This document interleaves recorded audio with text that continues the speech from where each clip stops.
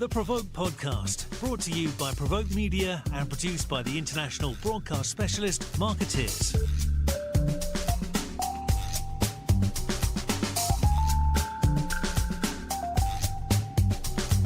Hello everyone and welcome to the PRovoke Media podcast.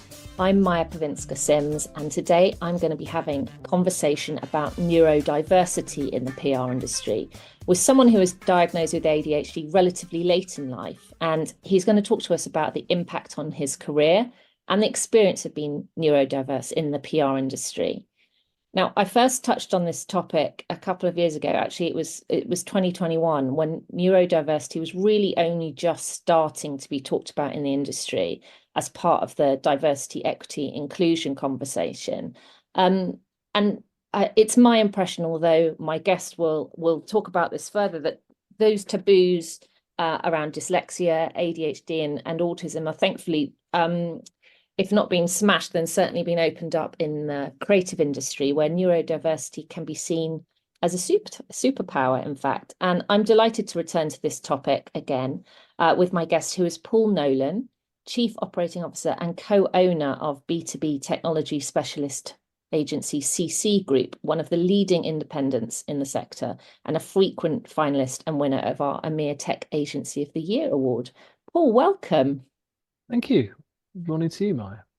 How are things going at CCGroup? It's been an interesting couple of years for the industry, hasn't it? It has. It's not been the easiest time. I think that I can speak for a lot of tech-focused agencies to say that it's been rather difficult. And we were certainly glad to see the back of 2023. And I know, as we kind of discussed at the recent event last week, as PR people, we are eternal optimists, and we're always convinced that better days lie ahead. And as far as CCGroup is concerned, I very much hope that's true, because we could do with a little bit more good luck and a little bit more good fortune, I think, as an agency and as an industry. Yeah, absolutely. You're very much not alone. It has been tough. Now, you've worked for the agency since 2004, is that right? Indeed, yeah. It's my 20th anniversary in October. Congratulations. That's a long haul these days. It is, and I'm of an opinion that it's probably not likely to kind of repeat itself. I just think that the people coming through the agency ranks are more minded to kind of get as much the diverse experience of different workplaces, and I think that one person staying in the same place for such a long time is probably not fashionable anymore. Yeah, it's going to be really interesting when as we see how this younger generation entering the workforce views careers and stuff. And actually, that's where I wanted to start with you. Can you talk to me about your career up until the point of diagnosis and how aware you were that you were displaying symptoms or characteristics of ADHD?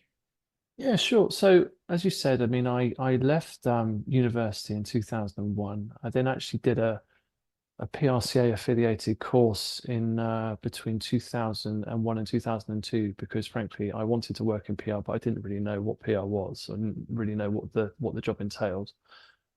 So then I joined my first agency in 2002 as an organization called Stuart Muir Communications, run by Louise herself. We were based over in Twickenham, again focused on technology. Did quite a lot in the kind of broadcast sector, and a growing number of enterprise brands while we were there. And at that time, I was living in Reading, and I was commuting from Reading to Twickenham every day, which was becoming increasingly difficult because it just added extra time at the beginning and the end of the day. And at that time, towards the end of my second year there, I started to look around and think what other opportunities existed. And I was always aware that there was an agency in Reading at the time called Company Care, and that did very kind of similar things to Stuart Muir in the sense that it was technology focused, and it benefited from being like a stone's throw from where I lived. So at that time, I had a friend of mine who I was at school with, who was actually working at Company Care. He facilitated an introduction for me to the then director, Mr. Kevin Taylor, who's still a very dear friend of mine, and got myself on their radar, had an interview, and was offered a position. I joined in the October of 2004. And then company care ultimately became CCGroup. We moved from being a Reading-based agency to being exclusively London-based over the course of the following 5 or 6 years. I'm not very good with dates. I can't remember exactly when all of that happened. And we've had a number of different London offices in that time. I think we started at a place very, very close to, well, it was in Clerkenwell, in fact, and then we moved out to, I think it was Bayswater. Then we went back into the Edgware Road, and from there we went to Euston, and from there to King's Cross, which is where we've been for the last 5 or 6 years. And we've always been exclusively B2B tech. Most people that know CCGroup will know us for our work in the mobile and in the fintech space. I think it's probably our most biggest areas of expertise. But then we also have a growing, promising cybersecurity practice, and also are doing more and more in terms of integrated work, investing in digital marketing as well. So it's a very different organization to what it was 20 years ago. And tell me about your the lead up to your diagnosis. How aware were you that you were maybe approaching your working life differently or processing things differently? I think I always knew that I did things a little bit differently to everybody else, but I mean I had no idea really what ADHD was until well, probably about 18 months to 2 years ago. And I came across the condition not because of myself, but because we were having desperate trouble with our youngest son in terms of the behavioral problems that he was displaying at home. So actually, we got to the point of utter desperation in trying to work out how we could parent him effectively. Both my wife and I were being driven to distraction most days because he was literally a little boy that was struggling to control the power of his own emotions. And we took him to behavioral therapists. We obviously had lengthy discussions with teachers and all kinds of other things. And we were really struggling for the answers that we needed just to try and help him, just basically take instruction and learn boundaries a little bit more effectively. So the assessment for ADHD was actually something of a last resort, because we heard other people suggesting that it might be that he might be neurodiverse, but we didn't really know. And for anybody that's been through that process, there's a very kind of like detailed set of questionnaires that you can fill in that ask all of the kind of right questions that try to, point towards an ADHD diagnosis. And, as part of that process, my wife and I, as parents, his teachers, and other family members were all invited to give their own perspectives in terms of the types of symptoms and traits that my son was showing. And when you're all kind of in that process of being asked those questions, and you're actually understanding what all the telltale signs of ADHD are, you start to kind of actually think, oh, well, Luke certainly does that, but then I do that too. And my wife was saying, oh, well, you do that, but you do that, and but you also do that, and anyway, and so on and so forth. And that process of trying to understand more about it basically asked questions for all of us and not just for Luke. And it was increasingly obvious to me that whilst learning about the condition more, I was increasingly convinced that certainly my wife had it. And then she obviously felt the same about me. And Luke was diagnosed at the same time. My wife and I decided that we both get diagnosed, we both get assessed as well. And long story short, Luke was diagnosed first. My wife was diagnosed second. I was third. And then when we're there with 3 of the 4 of us all diagnosed, we then thought it was probably quite likely that our eldest son Harry would have it too, and that turned out to be the case. Tell me what happened then. What difference has those diagnoses made in your personal life and your family life first? Oh, I mean, it was relief at the time, particularly as far as Luke was concerned, because obviously he was the person that was causing us the most problems. The one thing I do remember in hearing Luke's diagnosis was that kind of sense of relief that it was nothing that we were doing wrong as parents, because we were advised by our GP going through the process, and he very openly said, look, the process of this kind of assessment, these diagnoses, is all about trying to ascertain blame as to whether or not it's the parents or it's the child. And it will become very black and white. It'll either be one thing or the other, which I think in itself was quite problematic for us in general. But it was good to have an answer for Luke. It was good that we could actually give him, we could understand it more, and could understand that he wasn't actually in full control of his emotions, and therefore he couldn't help a lot of the things that he was doing. And then I think it then helped us unravel all of the kind of mysterious things about ourselves that we'd always kind of questioned. We always knew that we would behave certain ways, that we would do daft things from time to time, and that we would, being prone to these kind of explosive moments of just uncontrolled rage for no good reason. And it was really nice to have an explanation in terms of why we used to do the things that we've always done. Because it helps you kind of learn more about yourself. It helps you kind of understand how you've kind of come to be a certain way.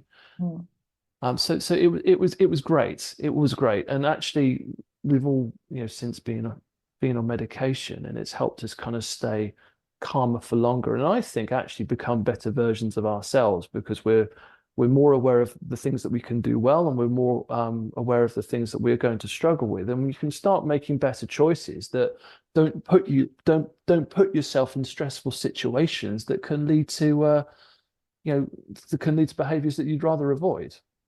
And then looking at looking back at your professional life up until that point, and this is recent, as you said, did anything make more sense looking back at your own career? Yeah, massively. I think both personally and professionally. I think that the biggest changes have happened to me personally, because the more you read about neurodiversity and ADHD in particular, the more you kind of realize the triggers it has that affects different things. I'll give you some examples. So, and I'm no expert on this. I mean, I've been reading quite a lot of books. I've read a lot of books beforehand just to help us become better parents. But then one book and one theory leads to another, and you immerse yourself in it just to try and understand as many things as possible. But one of the inherent things that ADHD does, and different people are affected in different ways. I'm actually reading a book at the moment that suggests that there's 7 different varieties of ADD and ADHD, and I'm just actually trying to learn about all of the different traits. But people with ADHD or neurodiverse people have less dopamine in their bodies than a neurotypical person, and they also have less of another chemical called GADA, or GADA, and the two things, when put together, have different outcomes. So dopamine is obviously the body chemical that controls your sense of happiness and your sense of it's happiness, and it's that kind of positive mood thing. And GADA is a chemical that controls your inhibition levels. So the meds are there to actually trying to restabilize those levels, to try and get neurodiverse people thinking along neurotypical ways. Now, there's also an awful lot of theories about ADHD. Some of it is scientifically proven, and other things are more they're linked to, but there's no kind of definitive medical evidence to prove one thing versus the other. There are a lot of links between addictive behavior and addictive personalities and neurodiverse people. There is a sense of that kind of all or nothing, because if your dopamine levels are actually suppressed, then neurodiverse people will actually try and replace that dopamine through other means, and they look for other kind of ways to get that kind of emotional dopamine hit, if you like, and people get it from different ways. It can lead to drug addiction in some people. It can lead to alcohol addiction. It could lead to binge eating. It can lead to gambling addictions, as people are actually there trying to get their buzz that they're lacking because of their natural dopamine levels from other areas.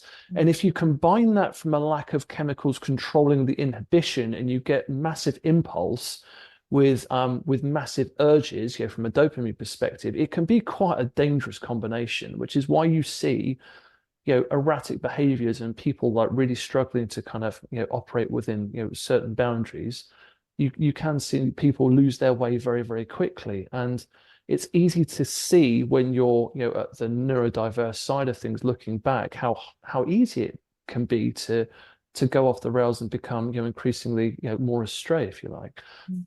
I experienced it in some ways. I mean, I was never an addict, thankfully, but I've always had major issues with alcohol, to the point where, I mean, I wasn't a compulsive. I wasn't, getting up in the morning at 8 o'clock and hitting the bottle. But I was very much, when I was going out and drinking, I would always drink to get drunk because I didn't know when to stop.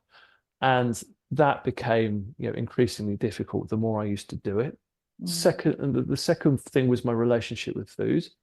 So I was a binge eater too. And again, with the alcohol, when you start eating, you overeat. You don't always know that you're doing it because your inhibition chemicals are lower, and you eat to excess. And you combine that with drinking to excess, the two things can become quite a difficult and toxic combination, which can lead to excessive weight gain. And I've had issues with obesity in my when I was at university and up into my mid-20s as well. So I now know, having been medicated for a year, that a lot of those urges came from this kind of chemical imbalance that I was experiencing. Now that I've been medicated for a year, I do not get the cravings for the food. I have been able to kind of step away from alcohol entirely, and I haven't drunk for 2 years. And I haven't had that, as I said, I've been able to maintain a very, very kind of healthy weight for that period of time as well. And it's just been so much easier. It's been easier that I've had control of my own choices and not being driven by, something else. And it was difficult because I always used to explain to people that I didn't know why I did the things I did. And actually to have an explanation like that it's been life-changing for me, for sure. But then from a work perspective, I mean, yes, it does explain certain things. I'm capable of really, really great things when I focus on one thing at a time, and I have the chance to really kind of focus on a task in hand. It's the good old hyper focus, right? I mean, I definitely hyper focus on things, but I hyper focus on things that I get real enjoyment and fulfillment from. And that is a well-known kind of symptom. The stuff that I don't get any kind of emotional reward for is the stuff that I, deprioritize, or in some instances avoid entirely. And I'm very kind of, if I don't do something in the moment, then it can get delayed and get delayed and get delayed, and to the point where I constantly have to be reminded to do certain things. So in a PR world where you're getting asked, lots and lots of questions in a very short space of time, being that instantly reactive and responsible person that is firing answers in and out is a really powerful thing, particularly if you're working in the media and you're focused on media relations, which is something I always loved. It can be a real blessing. But then if you need to do something a little bit more long-term that requires a lot more thought and a lot more structure, that will take me longer. And it's not that I can't do it. I absolutely can, but it needs to be a kind of project allocated in my own mind for me to give it the focus that it needs to do, to be done properly. And if I have all of those things, and if my day-to-day life gives me the time to do and to kind of put all of that time and effort towards it, then I can always do a good job with it. That's really interesting. Yeah, a lot of that is kind of resonating, which is making me think. Did you find it hard telling people about your diagnosis? No, not at all. Not at all. I mean, I don't really kind of suffer with stigma at all. And also I'm a bit of an open book, as anybody that knows me will tell you. I wear my heart on my sleeve very much, and I'm always the first person to kind of laugh at myself in any kind of given situation, which I think is. I actually quite like that about myself. It's nothing that I've actually felt bad about at all. So when I found out, I told everybody that was interested, really. And I think when you're running an agency, it's important that you are transparent about these things, because you don't often hear from agency leaders, that actually admit to being neurodiverse. A lot of the examples I'd seen previously had been from people that were trying to actually, progress within an agency framework, and that were actually, very, very capable, creative, brilliant people, but they struggle to fit into a particular mold that an agency had created for their people. And it's something I'm very, very conscious of. It's not something that I thought about a great deal when I was, oblivious to being neurodiverse myself. But now at a point where I'm a year into a diagnosis, I'm now starting to think, are we really considering that, not all people are going to kind of fit that agency mold? And are we really giving everybody a fair opportunity to demonstrate the brilliance that they may or may not have?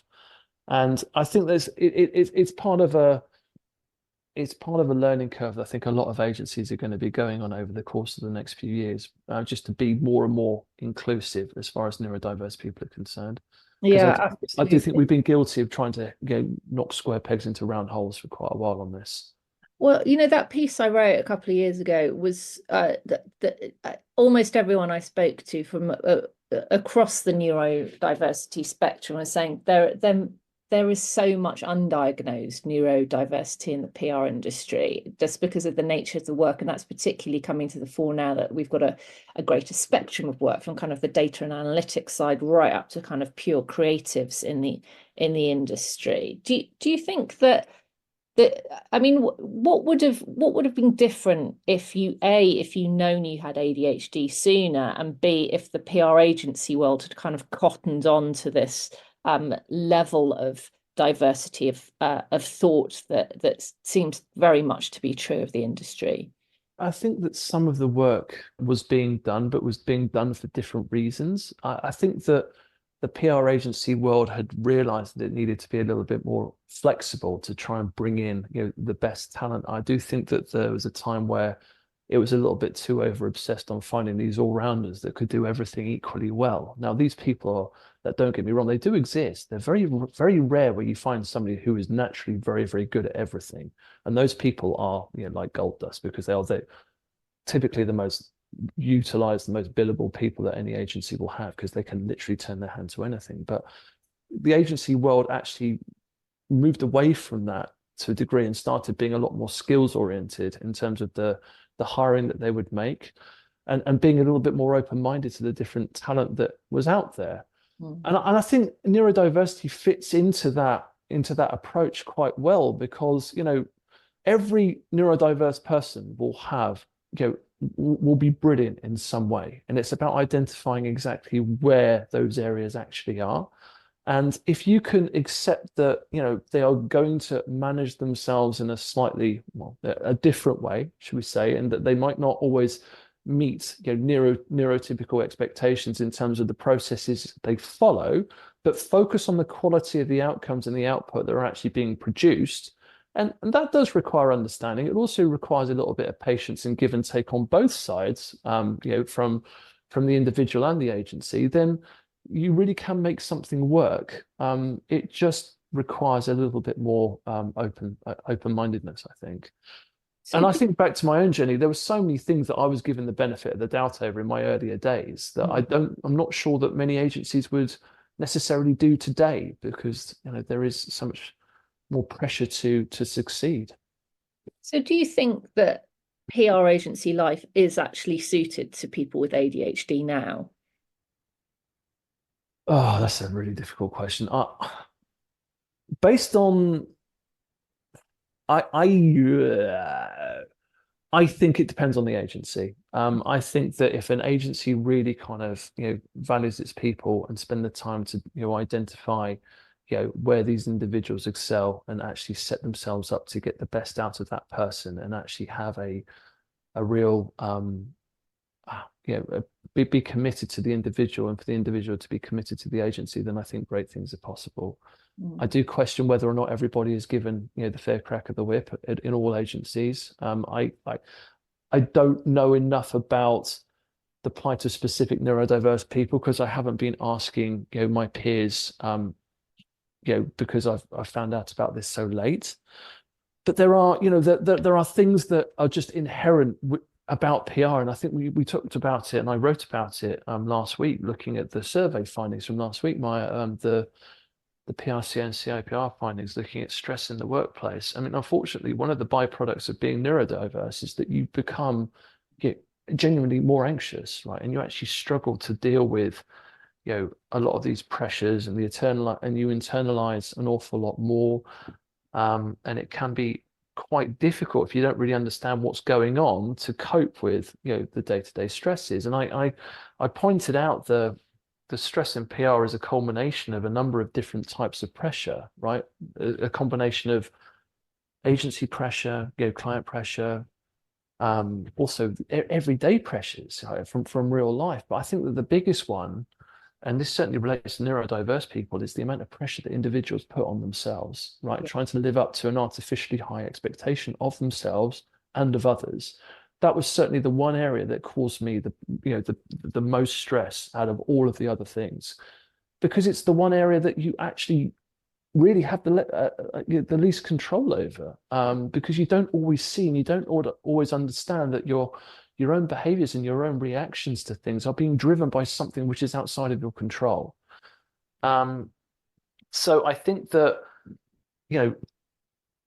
neurodiverse people that recognize and have the diagnosis and have the counseling and the understanding and the medication to help them, they will, be able to cope with, the stresses of PR just like any neurotypical person.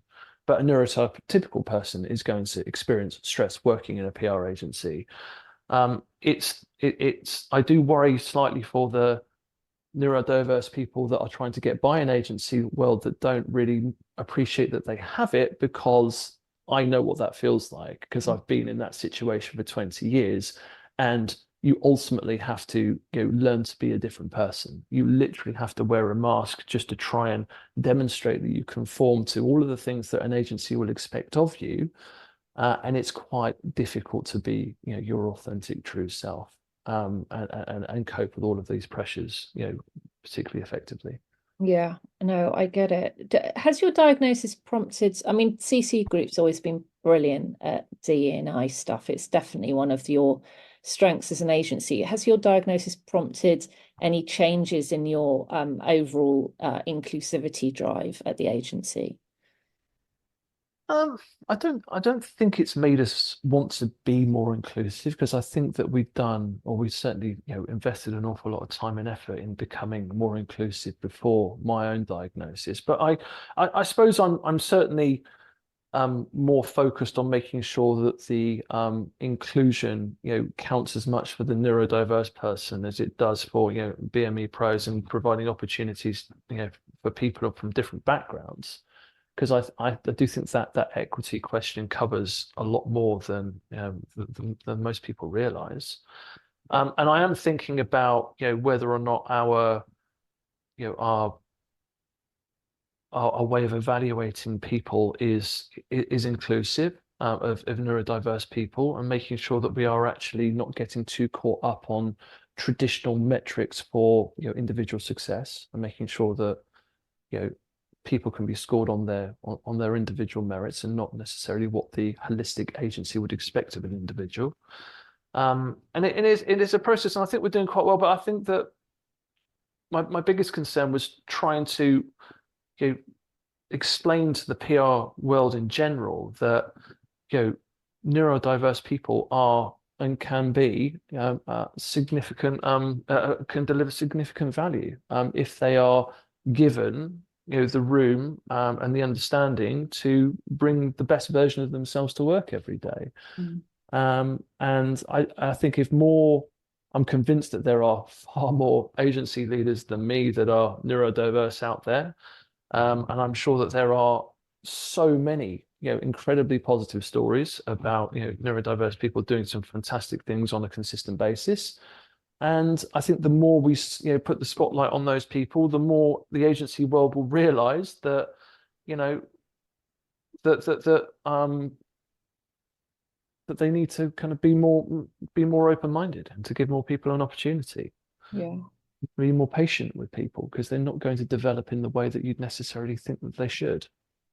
What advice would you give from your kind of new perspective to people with ADHD who are aspiring PR agency leaders? What's success going to look like for them, and how do they get there?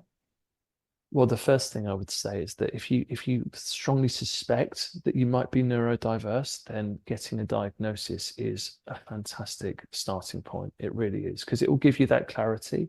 It will give you that knowledge that you are what you suspect you are, and you can then take the necessary steps and get the necessary advice to become an even better version of yourself. And all of those nagging questions that you might have always had, you'll finally get answers to those, and you'll actually start being able to tackle them in an effective way. But then I would also say that a neurodiverse person that understands something and medicates is actually just trying to create the kind of chemical balance to put them on par with neurotypical people. So it's not going to remove all of the challenges and the stresses that the PR world gives people in general, because they're always going to be there.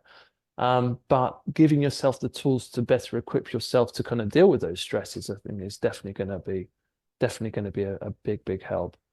And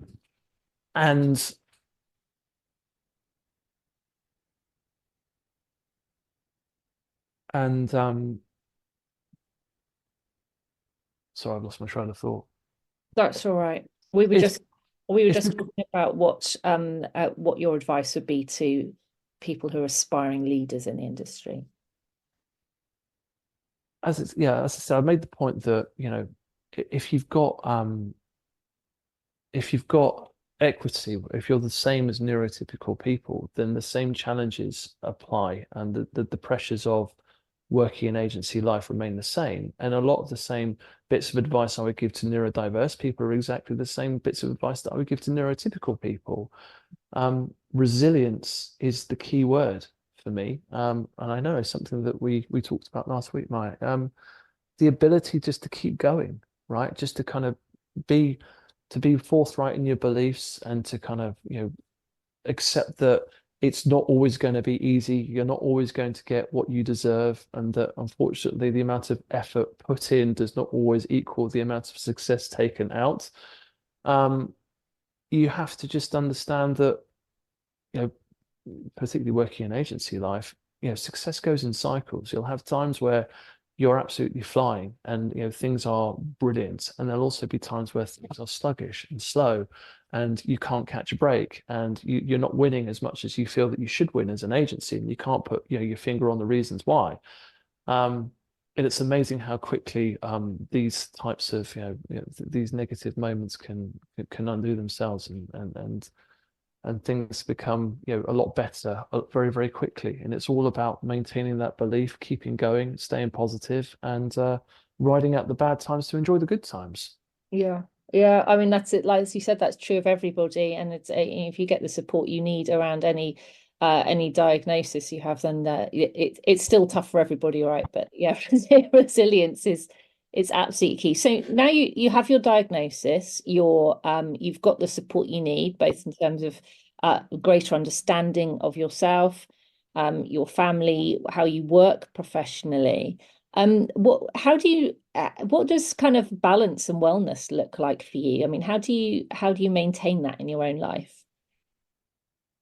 Well, I'm quite fortunate in that I have lots of help around me. So I've obviously got a very loving family. I've got some very understanding colleagues as well.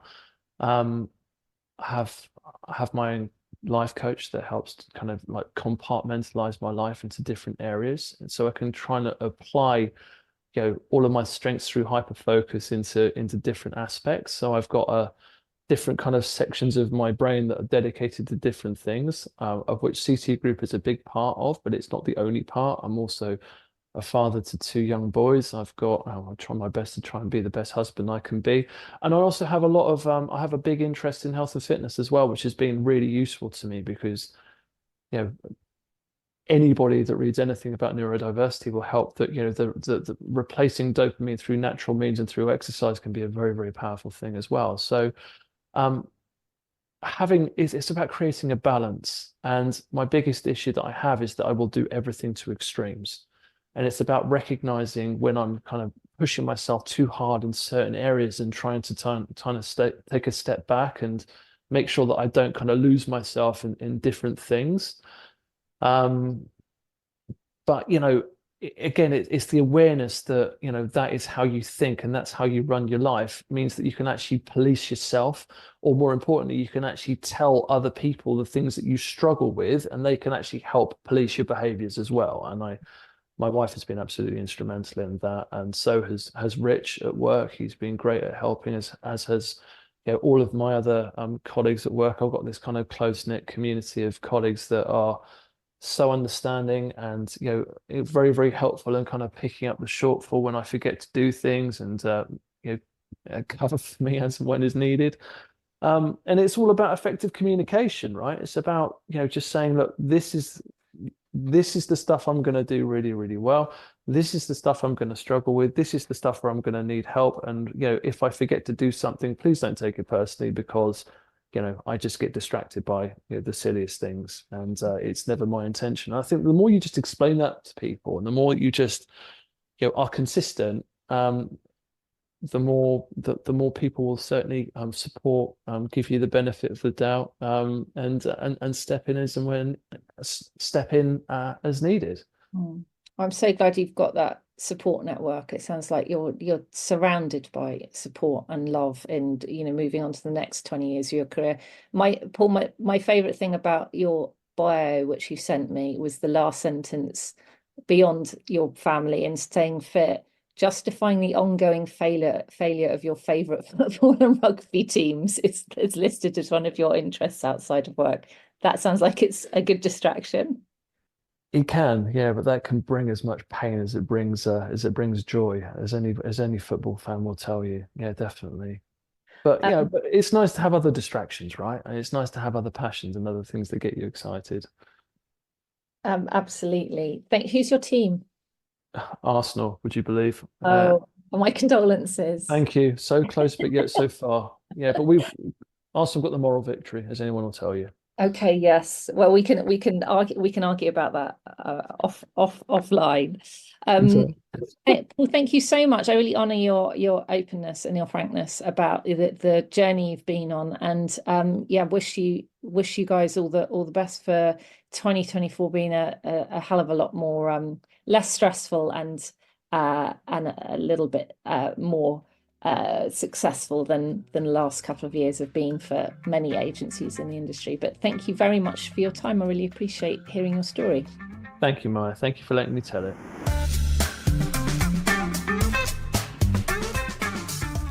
You've been listening to the PRovoke podcast, brought to you by PRovoke Media and produced by the international broadcast specialist Marketeers.